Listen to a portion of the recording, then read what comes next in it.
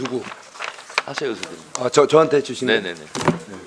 놀랬습니다. 이게 정말 제가 의사진행 발언 신청해서 처음으로 준 거 처음입니다. 제가 법사위 시작한 이래 너무 좀 놀라운데 제가 뭐 사실은 무슨 뭐 특별한 말씀을 드리려는 게 아니고 좀 단순한 질문을 드리려는 거예요. 예. 의사진행 발언은 위원장한테 하는 겁니다. 예, 그러니까 네. 우리 저 의원장님, 그 오늘 이 법사위는 최상목 경제부총리에 대한 탄핵소추안에 관한 청문회 아닙니까? 근데 이게 보니까 탄핵소추안이 무려 오늘로서 이번으로서 이제 30건. 도대체 뭐 상상할 수 없는 이 탄핵이라는 게 그렇게 쉬운 말이 아니잖아요. 예? 예. 어쩌면 대통령의 권한 중에 최고 막강한 권한이 또 우리가 받아들여서도 안 되고 있어서도 안 되는 것이 비상계엄이라고 하면 아마 국회가 갖고 있는 권한 중에 가장 강력하고 가장 최후에 써야 될 그 극단적인 수단이 바로 탄핵 아닙니까? 네? 우리 그저 정청래 위원장님은 어떻게 생각하세요? 정청래 위원장님, 제가 질문을 하는데 딱 3분 안에 맞춰주세요. 예? 3분 안에 맞춰주시라고. 아니 제가 질문 드리는 거예요. 제가 지금 3분 안에 맞춰주시라고. 의사진행 발언으로 자 이게 탄핵에 대해서 그 우리 그러면 조금 이따 답변해 주세요. 저는 이해를 못 하겠는 게 이 수많은 탄핵 소추안 중에 나는 뭐 기본적으로 다 이게 청문회를 하는 줄 알았어요. 아니, 또 자꾸 딴지같이 하시네.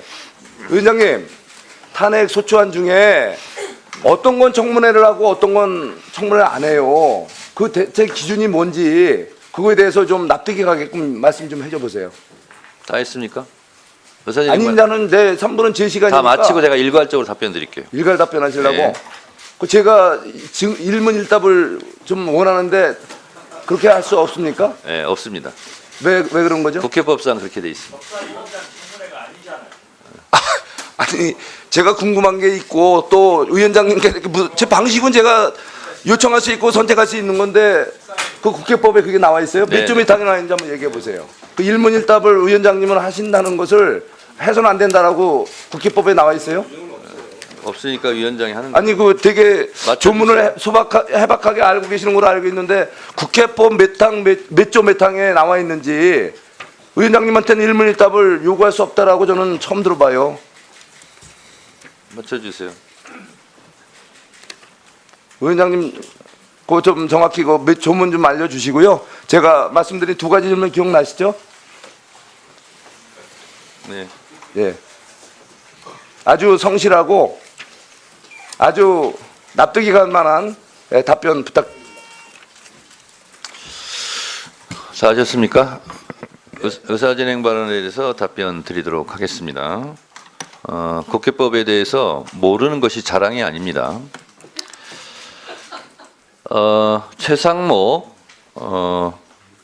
장관이 대통령 권한대행을 했을 때 그 짧은 기간에 거부권을 행사한 것이 몇 건인지 혹시 아세요? 최상목 증인 9번입니다.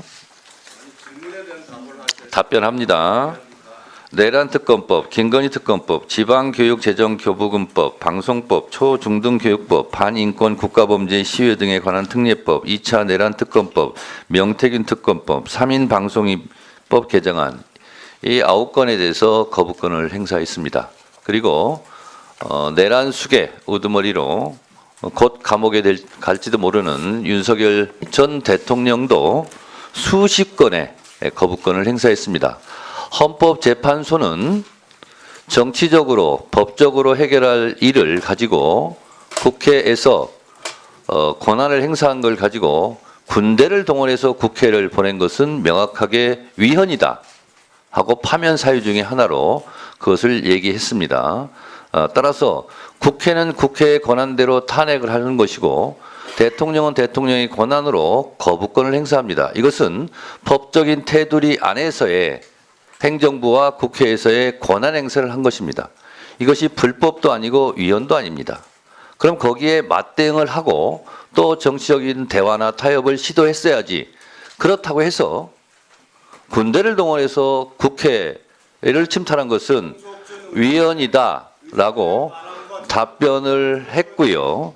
이는 마치 권투경기에서 화난다고 글러브를 빼고 밖에 나가서 흉기를 들고 와서 권투경기를 하는 것과 같은 일이다 해서 윤석열 대통령은 이미 파면이 되었다는 말씀을 드리고, 또한 국회법에 보면 대통령은 국회의원 정수 3분의 2, 200명에 의해서 탄핵할 수 있고 국무위원은 과반수 의결로 탄핵할 수 있습니다.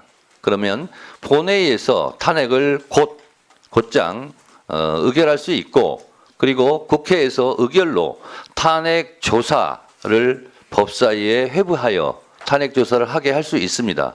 따라서 국회에서 본회의장에서 탄핵을 의결한 경우는 탄핵이 되는 것이고 소추안이 의결되는 것이고, 그렇지 않고 더 조사할 필요가 있다라고 본회의 의결로 법사위로 회부한 경우는 오늘처럼 탄핵 조사 청문회를 하게 되는 것입니다.